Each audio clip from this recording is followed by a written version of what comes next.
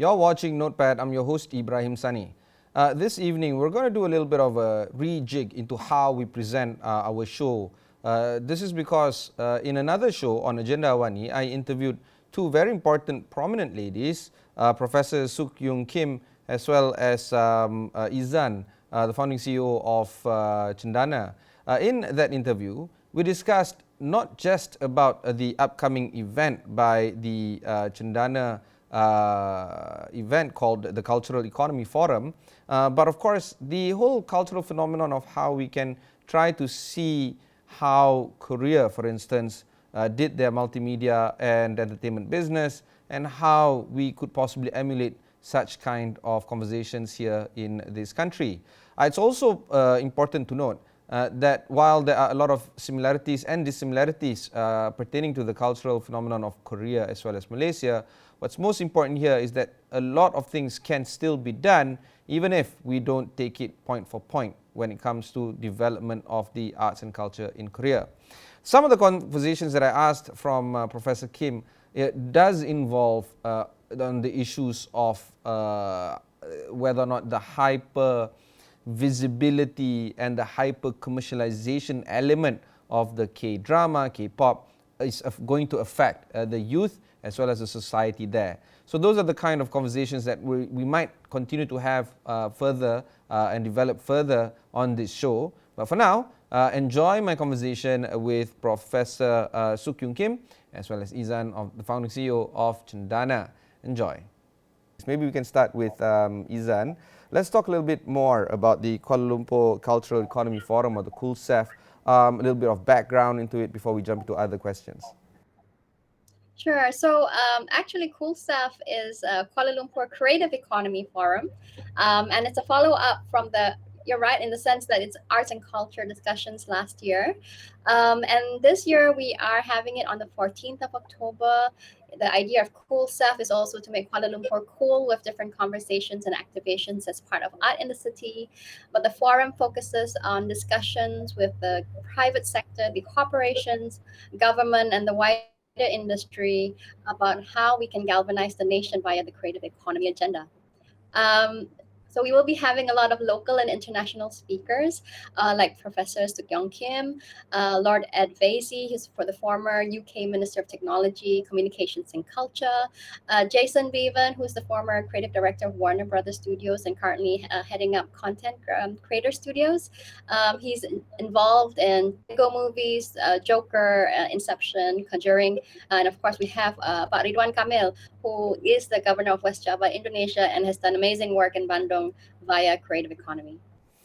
Could you share a little bit about AITC and the relevance of this? Sure. AITC, or what we refer as Art in the City, is a yearly campaign for CENDANA. We are a unit of My Creative Ventures, and we sit under MOF, and we report to Ministry of Communications and Multimedia Malaysia. And because the sector has been closed since last year, and now we've opened after 18 months, we thought it would be appropriate for us to reactivate the sector via a campaign called Art in the City for 3 whole months that offers forum, city festival, a media art exhibition, open arts classes taught by the best industry players to the wider public, all for free. You know, we can now ask Souk Young, because the cultural phenomenon of Korea pops and arts and movie culture is actually quite staggering. Last week, Ted Sendaros of Netflix, he's the co-CEO as well as the chief content officer there, boldly declared that the biggest movie that they have ever, or the biggest TV series that they've ever dropped, is actually a Korean TV series or streaming series in this sense. Do you feel that this is a long time coming, that the fact that Korea has built a long and steady march towards a really vibrant arts and culture, particularly in the film festival area, is actually crucial to actually sharing your experiences with us at KULCEF? Sure. You know, nothing comes out of nothing. And as you point out, I mean, the staggering success of Korean cultural industry that we see today has it's coming from a long history of coordinated efforts by the government, as well as really hardworking, industry labor force, and the fierce competition that sort of defines the Korean society in general. So all of these factors have been really created reputation for Korean cultural industry. And I think the kind of the current phenomenal success of Netflix show Squid Game that you referenced is a kind of result of Korean cultural products' happy marriage with global streaming platforms. So just like K-pop just somehow blossomed into this global phenomena when they kind of got onto the YouTube platform, I think K-drama is entering a new phase of another global sensational boom with the marriage with global streaming sites such as Netflix. So, I think it's really important to give a lot of creative freedom to creators of cultural content. And in the case of Squid Game, the kind of elimination of traditional censorship that comes with kind of domestic TV dramas is a key factor that really enabled its rise to top of the Netflix global charts. I find your statement just now quite interesting, or the phrase, nothing comes from nothing. If you reference back to the Squid Game, the creator of it, the writer, actually took over 10 years in the creation of it. He was going through a lot of hardship in trying to make it happen. And the trials and tribulations story is actually quite similar to not just K-film or K-TV series or K-pop. It's the same elsewhere. The significant factor here is that the support that has been garnered, not just from the private sector, but from the public sector as well.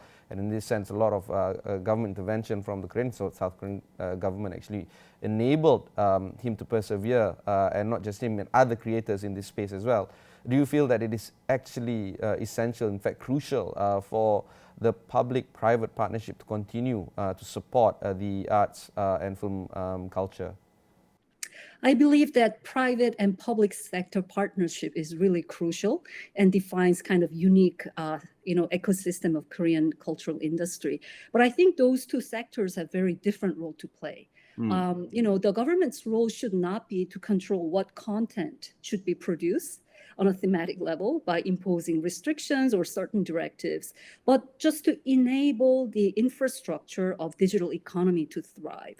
So in the case of Korean government, I mean, what it has really done to enable the current success was to bring in digital economy and digital transformation at a really kind of early stage of the history of IT, globally speaking. So, as early as 1998, the government initiated a campaign called Digital Korea, where it was very determined to avail high quality gadgets, personal computers, and very reliable internet infrastructure to the whole population. And also, let's note that Korea is a really high density urban area. It's 70% of population live in this high density urban area where it's really easy to bring in those digital infrastructures. So what government really did well was to enable those conditions through which global platforms can be easily accessed so that, Korean cultural industry people can have kind of, window open to them. And another thing is that Korean government is really relying on export for its GDP, so Korea is a very export-driven economy.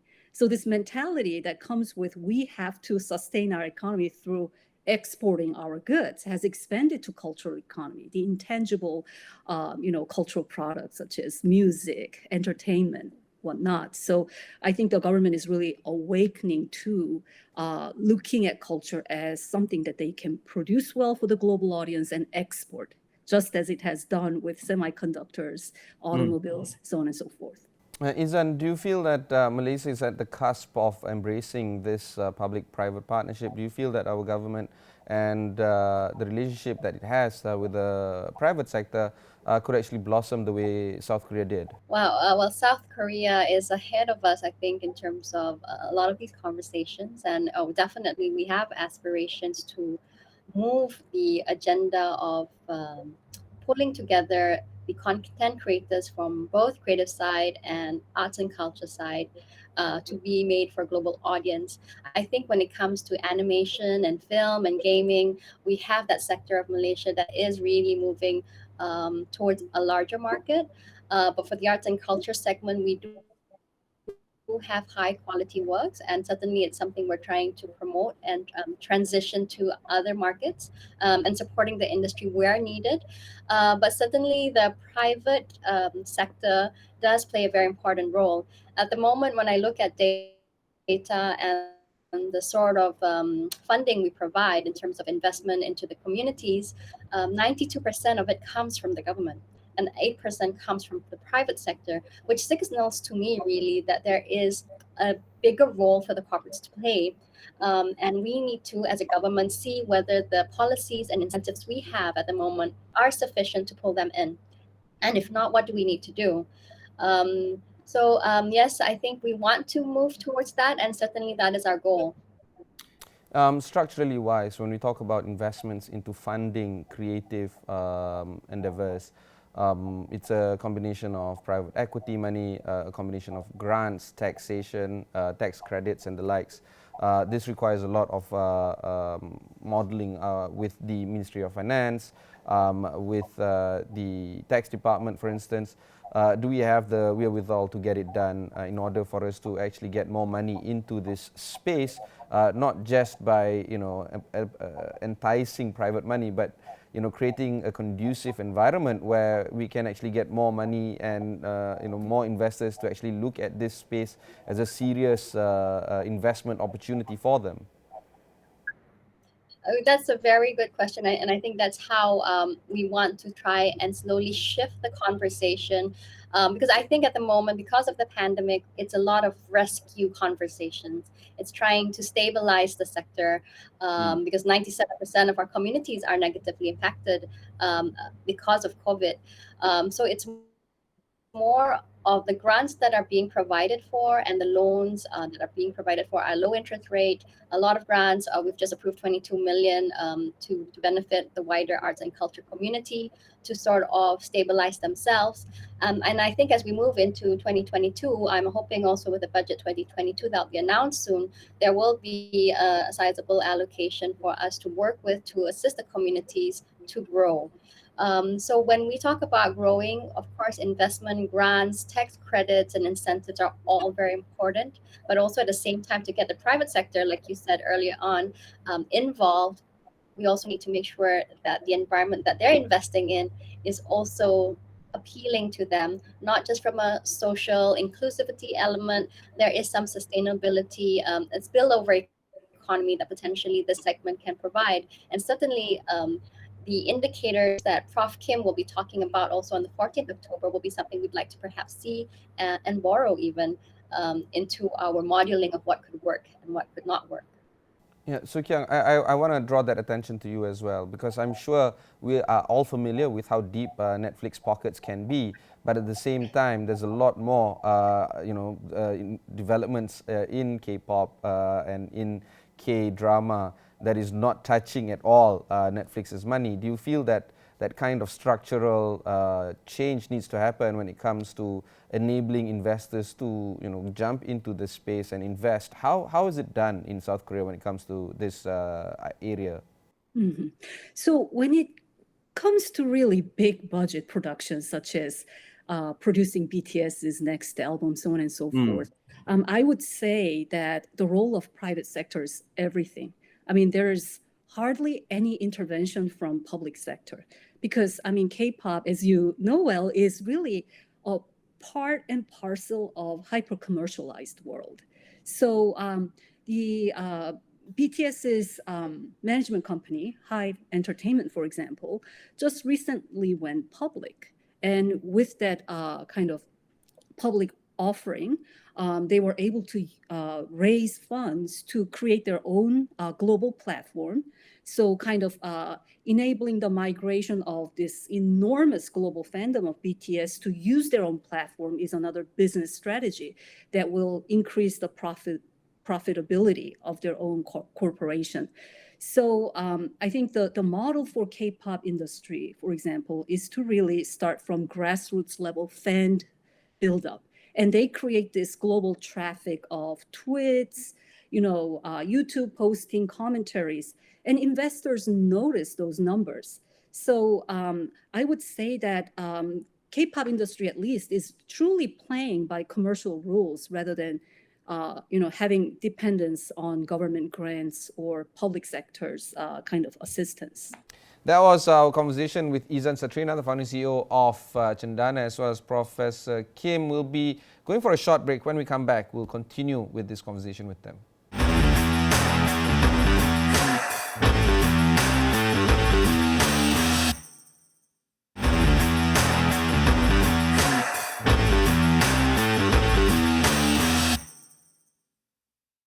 Thanks for staying on with us. Continue on with my interview on Agenda AWANI with Professor Souk Young Kim as well as Izan Satrina, founding CEO of CENDANA.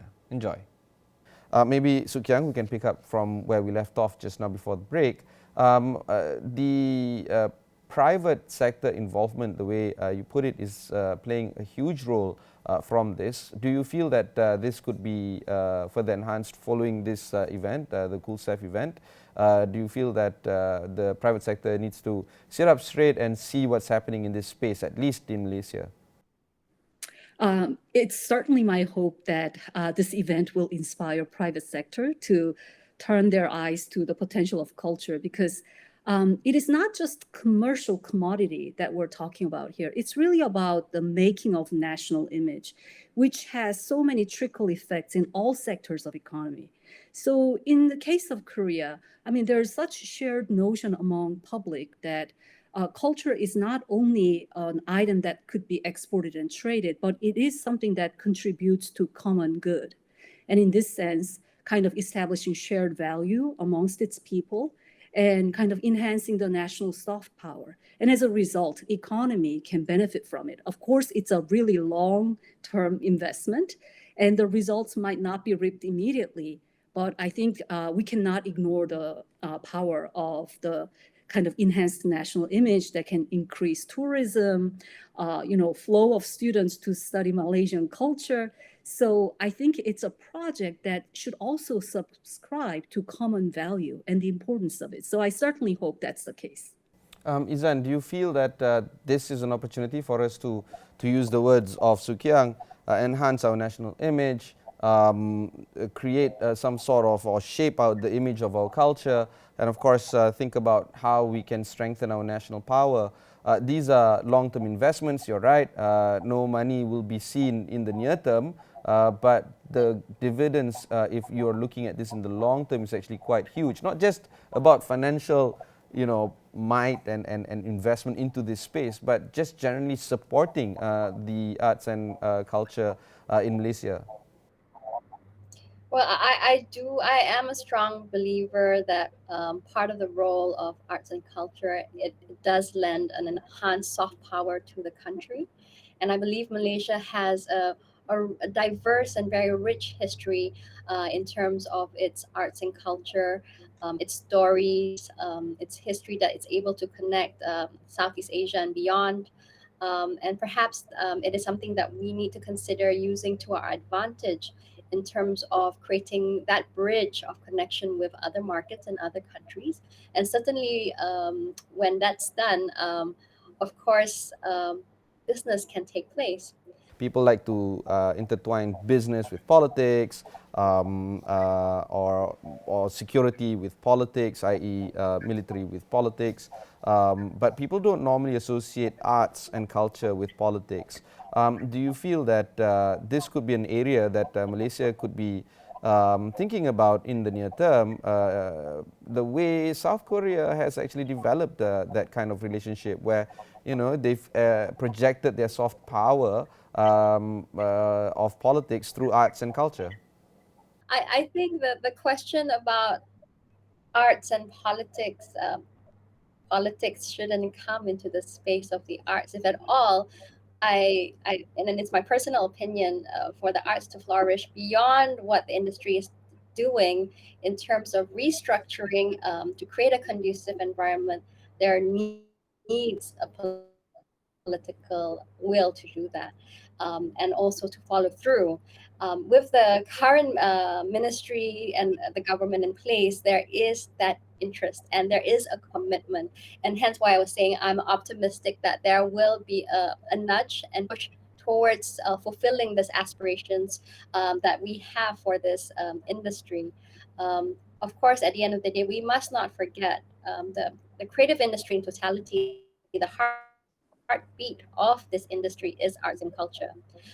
So whilst we are talking about a hyper-commercial industry, we must also not forget about the dreamers and the writers who come from this heartbeat of the arts, and heartbeat of the creative industries, and ample support and enablement should also be provided to them. Souk Young, the final few questions that I have with you is regarding the direct correlation between the economy of South Korea and how it has contributed to the GDP when it comes to the arts and culture scene. We are, of course, for the past few minutes talking about Hallyu wave, the Korean wave, so to speak. Where is the direct correlation when it comes to improving the economy of South Korea via arts and culture? Are there any tangible numbers that you can share with us to a point where we can see the correlation and perhaps try to mimic or emulate or at least be inspired from and perhaps try to develop something of our own here? Sure.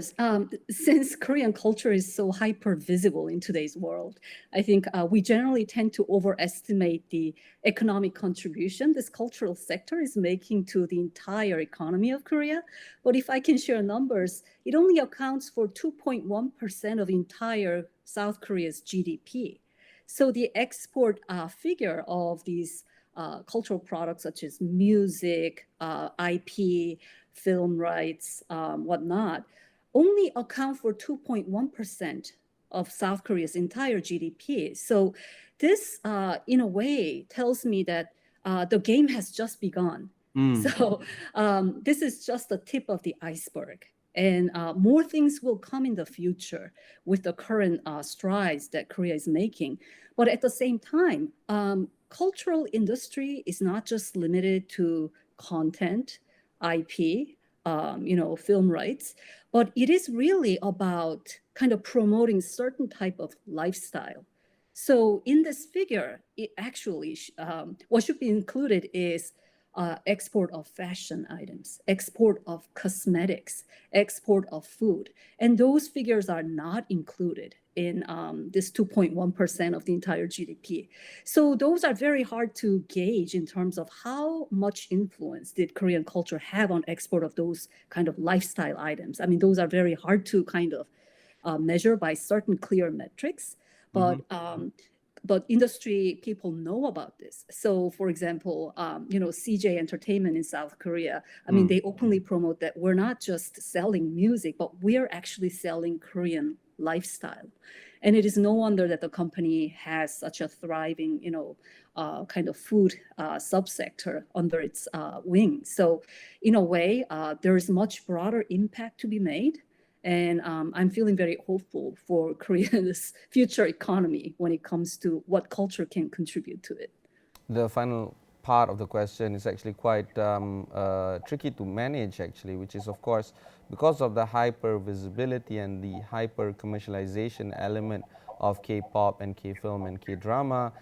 There seems to be, I'm sure there is a tone that or toll that it takes on the society of Korea. Do you feel that that part is actually only beginning to look at, and the kind of conversations that need to be had is only beginning to be had right now? There is a generational difference when it comes to the question of what kind of price is the whole country paying to support its cultural industry.